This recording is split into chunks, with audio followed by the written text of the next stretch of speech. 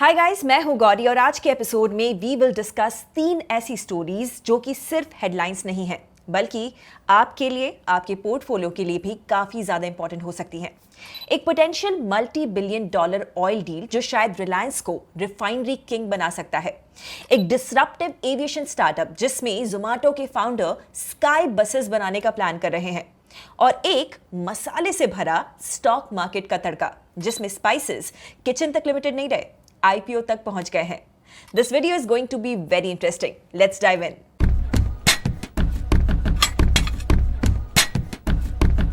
पहली स्टोरी में हम बात करने वाले हैं एक पोटेंशियल मेगा डील की जो कि इंडिया के ऑयल सेक्टर का गेम ही बदल सकता है।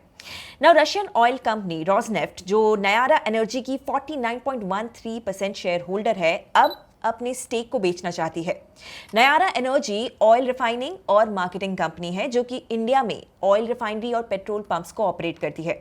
इस कंपनी में रोजनेफ्ट के स्टेक को खरीदने का प्राइम कंटेंडर है इंडिया की सबसे बड़ी private oil refinery company Reliance industries. Firstly, Rosneft अपना स्टेक बेचना क्यों चाहता है? सैंक्शंस।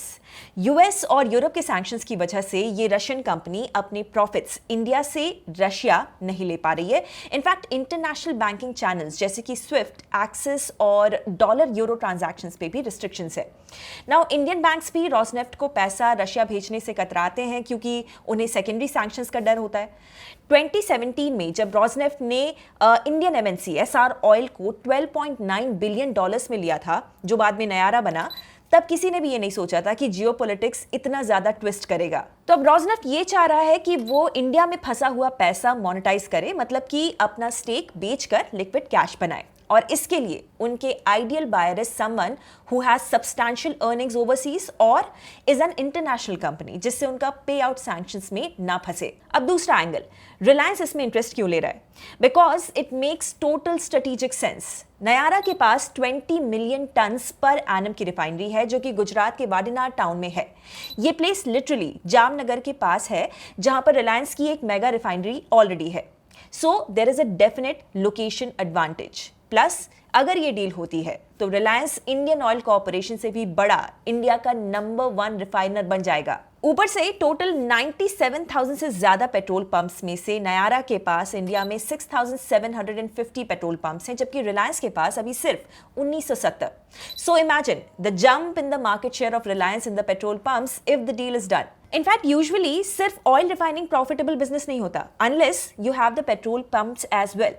तो इस डील से क्रूड ऑयल सोर्सिंग से लेकर फाइनल रिटेल सेल तक रिलायंस पूरा चेन बेटर कंट्रोल कर सकता है। बट ये डील अभी पक्की नहीं है।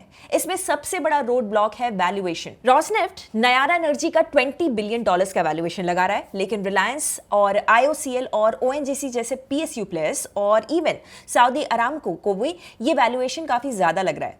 रिलायंस थोड़ा ज्यादा देने को रेडी है क्योंकि उनको सिनर्जी और पेट्रोल पंप की वैल्यू ज्यादा दिख रही है, लेकिन अभी भी डील क्लोज होने में टाइम लग सकता है। पर अगर ये डील होती है तो रिलायंस का एनर्जी डोमिनेंस नेक्स्ट लेवल पे चला जाएगा। इन्वेस्टर्स के लिए ये लॉन्ग टर्म गेम हो सकता है, पर जब तक ये डील कंफर्म नहीं होती, कीप वॉचिंग दिस स्पेस। दूसरी स्टोरी में we will talk about a startup जो कि लिटरली इंडिया के स्काइज को डिस्टर्ब करने आया है।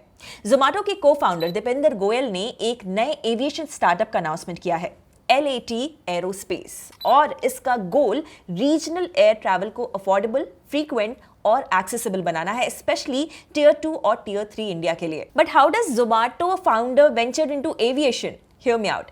गोयल और को फाउंडर सुरोभी दास ने जोमेटो बिल्ड करते टाइम अक्रॉस इंडिया काफी ज्यादा ट्रैवल किया और उन्होंने एक कॉमन प्रॉब्लम को स्पॉट किया कि मेट्रो सिटीज के बाहर एयर कनेक्टिविटी या तो है ही नहीं या इतनी ज्यादा महंगी और लिमिटेड है कि लोग रोड और रेल ही प्रेफर करते हैं। और दूसरी तरफ इंडिया के पास 450 से ज्यादा एयर स्ट्रिप्स हैं, लेकिन सिर्फ 150 के आसपास पे ही कमर्शियल फ्लाइट्स चलते हैं। बाकी इंफ्रास्ट्रक्चर अनयूज्ड पड़ा हुआ है। LAT एरोस्पेस का प्लान इस गैप को ब्रिज करना है और वो भी बस इन द स्काई के कॉन्सेप्ट के साथ।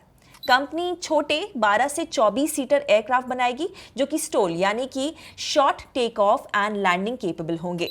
और इसमें सबसे बड़ा इनोवेशन होगा एयर स्टॉप्स, जो बेसिकली छोटी एयर स्ट्रिप्स से होंगी।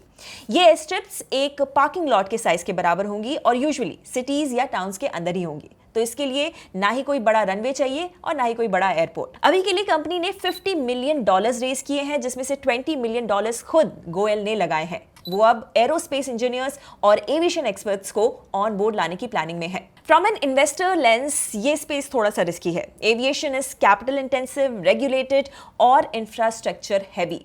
बट अगर ये मॉडल काम करता है तो इंडिया में एक कंप्लीटली न्यू मार्केट खुल सकता है लो कॉस्ट रीजनल फ्लाइंग का। Think Ola, Uber of the skies, even for smaller towns. So LAT Aerospace might just take off literally. And अगर सक्सेसफुल हुआ तो गोयल एक बार फिर से एक ब्रोकन स्पेस को ट्रांसफॉर्म करने वाले एंटरप्रेन्योर बन जाएंगे। अब तीसरी स्टोरी में हम बात करने वाले हैं एक ऐसे वॉर की जो कि किचन से शुरू होती है लेकिन स्टॉक मार्केट तक पहुंच चुकी है। इंडिया की ग्रेट स्पाइस वॉर। ओकला जो कि एक नॉर्वेजियन कॉन्ग्लोमरेट है, अब अपने इंडियन स्पाइस बिजनेस को ओकला इंडिया की लिस्टिंग के थ्रू स्टॉक मार्केट पे ले आने वाली है। आईपीओ के लिए draft red herring prospectus file हो चुका है और ये मूव एक और सिग्नल है कि स्पाइसेस अब सिर्फ टेस्ट एनहांसर्स नहीं रहे, $1 बिलियन बिजनेस बन चुके हैं। और ओकला ने ये गेम काफी पहले समझ लिया था। ओकला ने एमटीआर फूड्स को 2007 में एक्वायर किया था, फिर 2021 में केरला बेस्ड ईस्टर्न कॉन्डिमेंट्स भी एक्वायर किया। आज उनका 60% से ज्यादा रेवेन्यू सिर्फ स्पाइसेस से आता है। FY25 में ओकला का गोल्डन गूस एमटीआर फूड्स ने 2395 करोड़ रुपीस का रेवेन्यू रिपोर्ट किया, जिसमें ब्लेंडेड मसाले जैसे कि सांभर मसाला, छोले मसाला, चिकन मसाला सबसे बड़े स्टार्स हैं। देखा जाए तो स्पाइस सेगमेंट में एफएमसीजी कंपनीज का इंटरेस्ट कुछ टाइम से काफी ज्यादा हो गया है।